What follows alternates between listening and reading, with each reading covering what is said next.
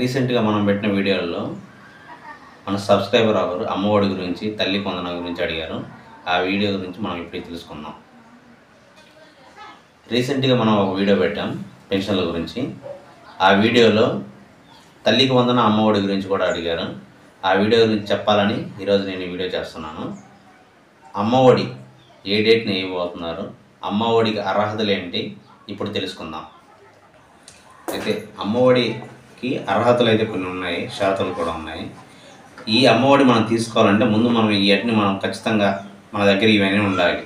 ఆంధ్రప్రదేశ్లో మనం శాశ్వత నివాసితులు అవుతున్నట్టు ఒక సర్టిఫికేట్ అని ఉండాలి. దరఖాస్తుదారుని పిల్లలు 1వ తరగతి నుంచి 12వ తరగతి చదువుతూ ఉండాలి. వారికి తెల్ల రేషన్ కార్డు కలిగి ఉండాలి. కుటుంబ ఆదాయం ఇలా ఉండాలి. గ్రామీణ ప్రాంతాల్లో అయితే 10,000 కూడా మించకూడదు. పట్టణ ప్రాంతాల్లో అయితే 12,000 కంటే తక్కువగా ఉండాలి. 3 ఎకరాల కంటే తక్కువ తడి భూమి, 10 ఎకరాల కంటే తక్కువ మెట్ట భూమి కలిగి ఉండాలి. కుటుంబంలో ఏ వ్యక్తికి ఇలా ఉండకూడదు. అంటే అమ్మఒడి తీసుకుంటున్నామంటే ప్రభుత్వ ఉద్యోగులు కానీ ఇటువంటి పథకాలు అనేవి వర్తించవు. అవి ఎట్లా అంటే ప్రభుత్వ ఉద్యోగులు కానీ ప్రభుత్వ పెన్షన్ తీసుకునే వాళ్ళు కూడా అమ్మఒడి వర్తించదు. వాళ్ళ పిల్లలకి పిఎస్యు పబ్లిక్ సర్వీస్ కమిషన్ చేసేటువంటి ఉద్యోగులకు కూడా ఇటువంటివి వర్తించవు. వాళ్ళ కుటుంబంలో ఎవరికైనా కానీ 4 చక్రాల వాహనం అనేది ఉండకూడదు. 4 చక్రాల వాహనం ఉంటే వాళ్ళకి అమ్మఒడి వర్తించదు. వాళ్ళ నెలవారీ కరెంటు బిల్లు 300 యూనిట్ల కంటే తక్కువ ఉండాలి.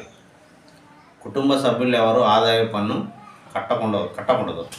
మనకి అమ్మఒడికి కానీ తల్లికి వందనానికి కానీ అవసరమైన డాక్యుమెంట్స్: ఆంధ్రప్రదేశ్ నివాస రుజువు, తల్లి లేదా సంరక్షకుడి ఆధార్ నెంబరు, పిల్లల Aadhaar card, student ID card, caste certificate, income certificate, ration card, 75% attendance, bank account number, తల్లి కానీ సంరక్షకుడి అకౌంట్ నెంబర్. ఇవన్నీ కలిగి ఉంటే మీరు ఈ అర్హతలన్నీ కలిగి ఉంటే మీకు తల్లికి వందనం అమ్మఒడి 15,000 రూపాయలు పడతాయి. మరిన్ని ప్రభుత్వ పథకాల కోసం మన ఛానల్ని లైక్ చేయండి, షేర్ చేయండి, సబ్స్క్రైబ్ చేయండి.